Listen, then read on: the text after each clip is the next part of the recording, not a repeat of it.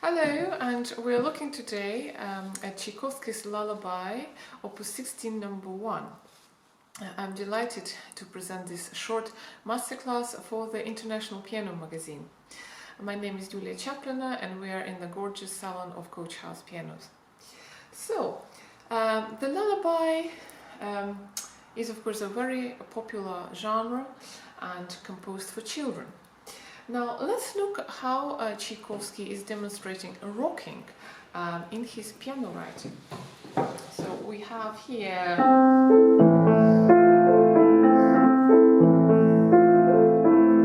quite a lot of slurs, and what is important that your wrists and your shoulders and your whole body is completely relaxed when you play this.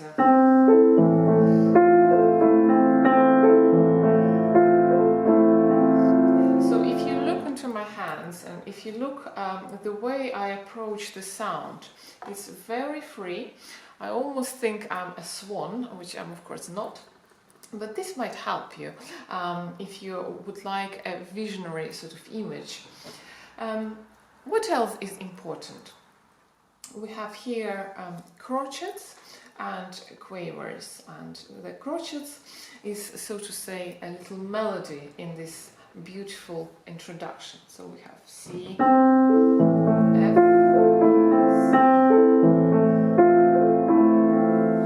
C. So really what you're after is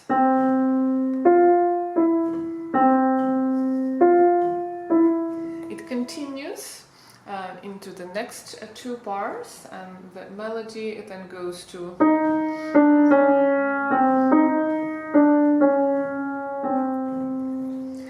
interesting that on top of that, the left hand is still doing these wonderful slurs.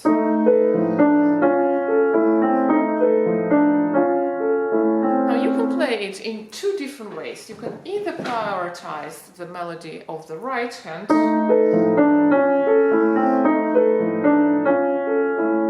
or you can continue with the left hand as the priority.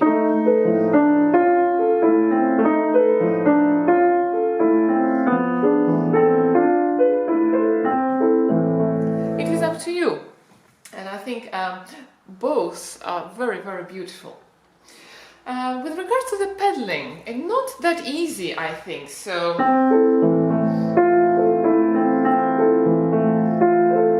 now the edition I have suggests to change the pedal on F.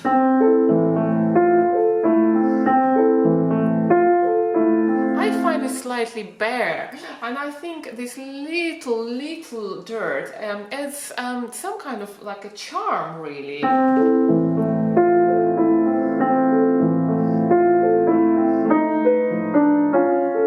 I start changing the pedal in bar 3 where it becomes too chromatic. Change here.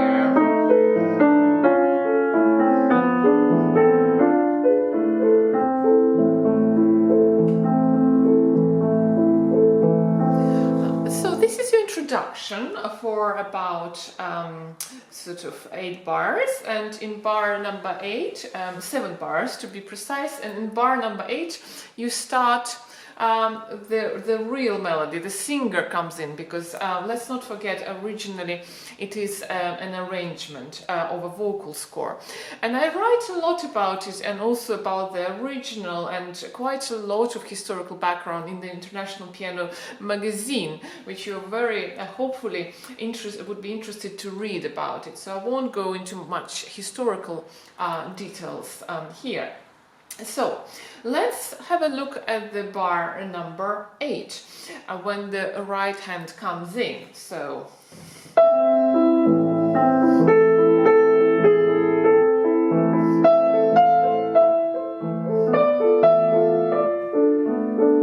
what is very important here is, of course, to have a very, very beautiful and lyrical entrance of your right hand. So what can't happen is,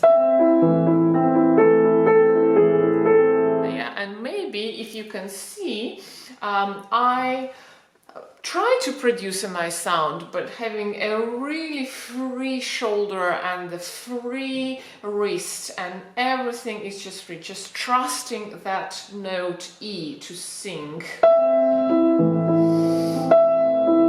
And you see, the more elbow I give, the more the note is singing.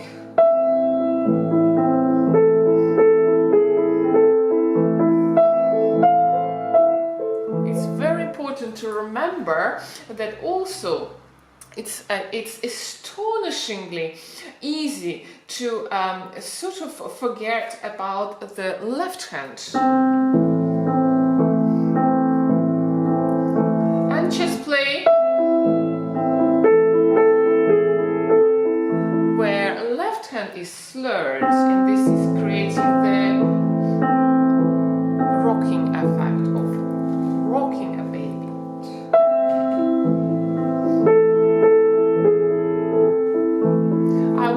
I recommend doing a diminuendo in bar 9, so you have a beautiful vocal line.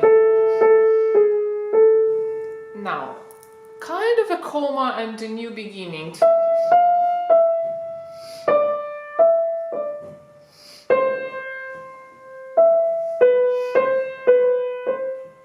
It's important to practice hands separately here, and then when you're satisfied with the sound of your melody, the phrasing of your melody, then you can add on top the accompaniment.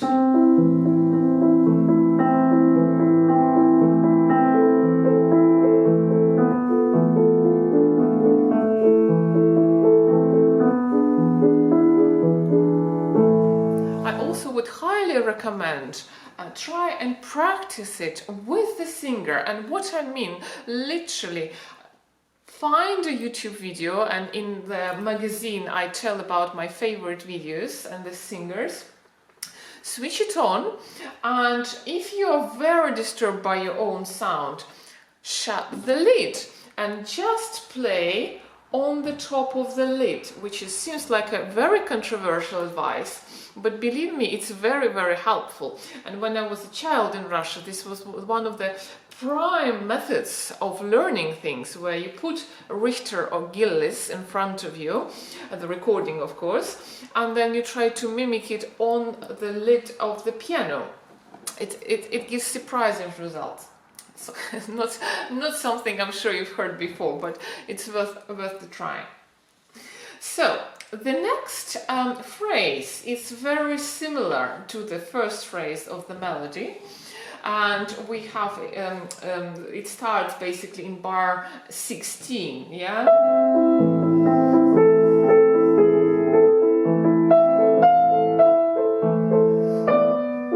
And this is the difference in bar 19, where you have the long D instead of. And it's a beautiful moment, and also make sure your D is also played with a beautiful tone. And I also would make it slightly louder, because it needs to be sustained for 3 quavers. And then the nice exit.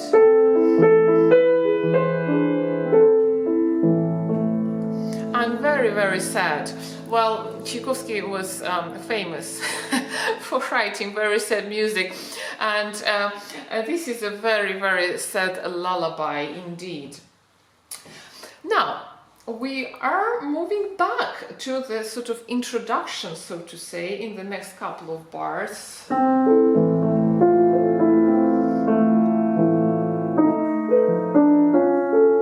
And try to replicate the same touch and the same feeling as you had at the beginning.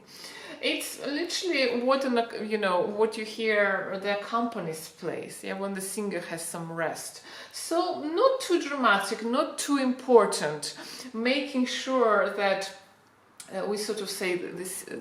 The idea is you give your melody the rest. Yeah, I think it's very important to structure it like a proper song. Okay. And now moving on to bar 28, which is sort of the major, finally it's a major middle of this beautiful little piece. And here we are in C major.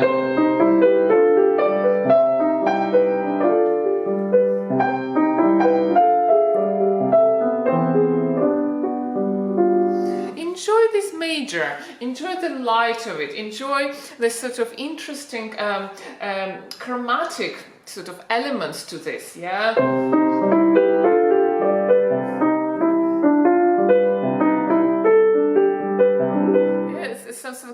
Some action is going on, and a più forte, so really very free, very happy, and full of sort of beautiful little thoughts. You know, I think if you look at the poem, perhaps this is exactly the verse where the mother is talking to the wind.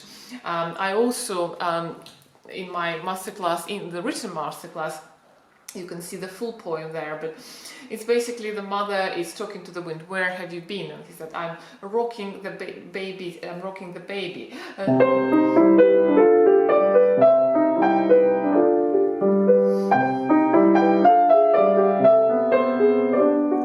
The danger here, of course, is that your middle voicing becomes too much, and it comes.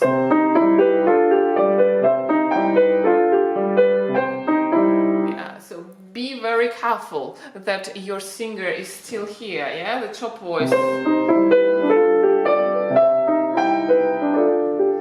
And everything else is very subordinated. Now it goes to, of course, the G. The G is your highest point. So little phrase of 4 bars, sorry. And goes further after a little comma to the minor.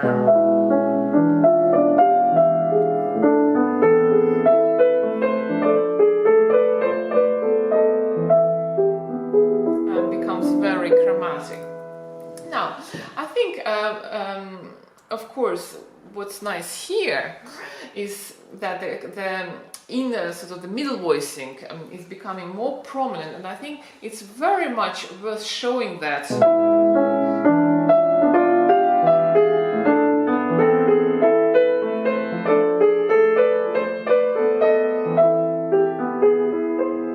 Perhaps as an exercise would be good to play the right hand part with 2 hands.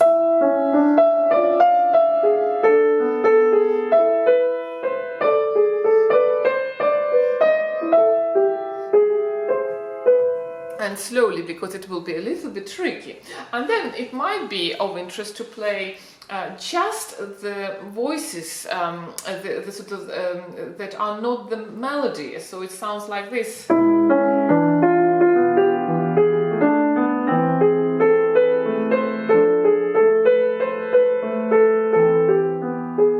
Yeah, so experiment with that, and then of course put them all together and create this volume of basically 4 voices, quite a polyphonic place.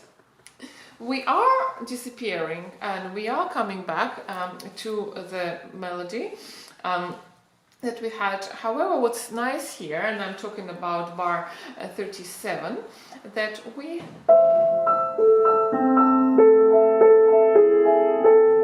the accompaniment has been moved up an octave, and it's sort of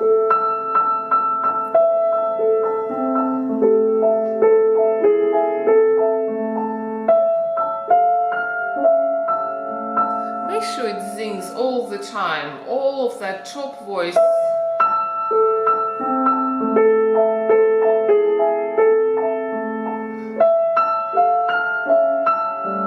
Proper polyphonic writing, and it's very dangerous not to show it, and then it becomes a little boring.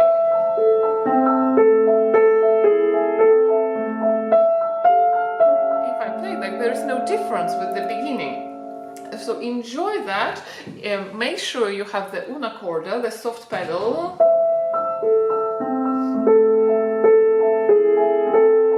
I like to play this bit a little slower.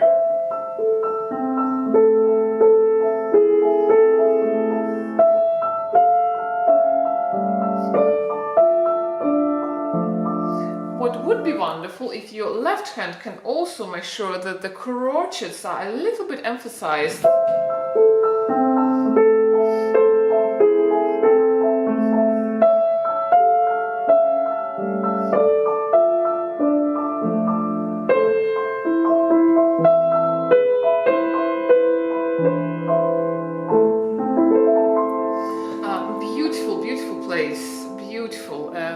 to be sort of somewhere in the skies, imagining maybe when you were a child and how your mother was singing your lullabies.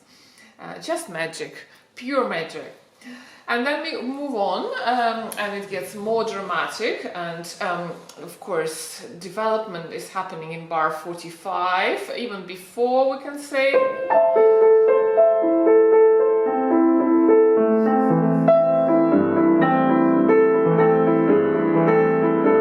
And I like to be here a little bit naughty and play the left hand as an arpeggiato.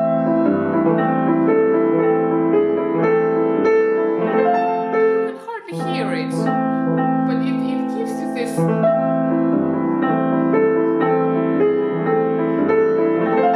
kind of growing effect, almost like a harp, really.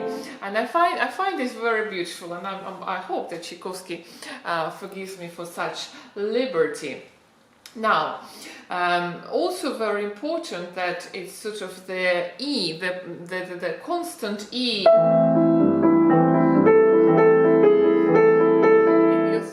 That you really feel it. It sort of drags you and doesn't want to go anywhere.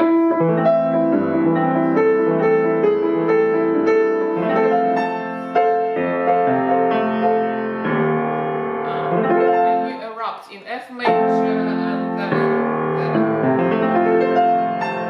beautiful arpeggio and loads of questions on that little A. Make sure that you really hold that pedal and you really disappear on that A. It should be like the biggest question of your life. Some philosophical souls are very encouraged here. And then I'm afraid it's all back to misery.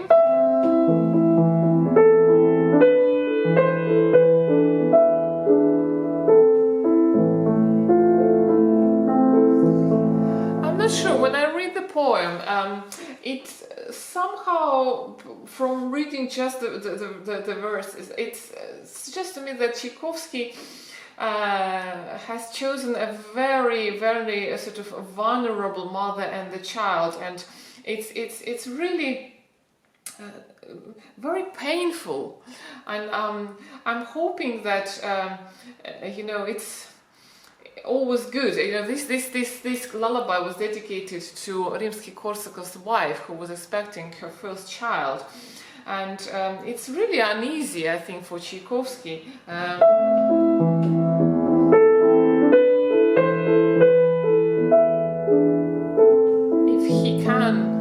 If he ends the lullaby with such a dramatic and miserable ending, yeah, so it's almost like no hope.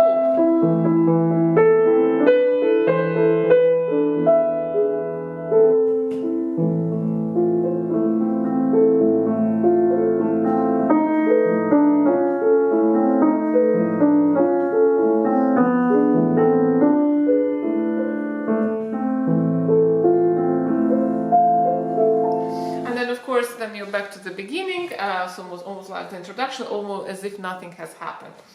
In the last line, it's very important from bar 57 to 60 that you really make sure that you do those accents on F.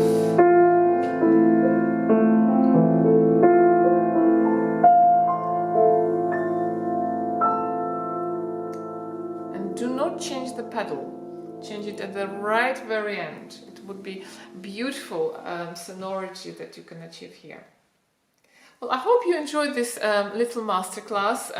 You can always say so many things, and of course it's very individual.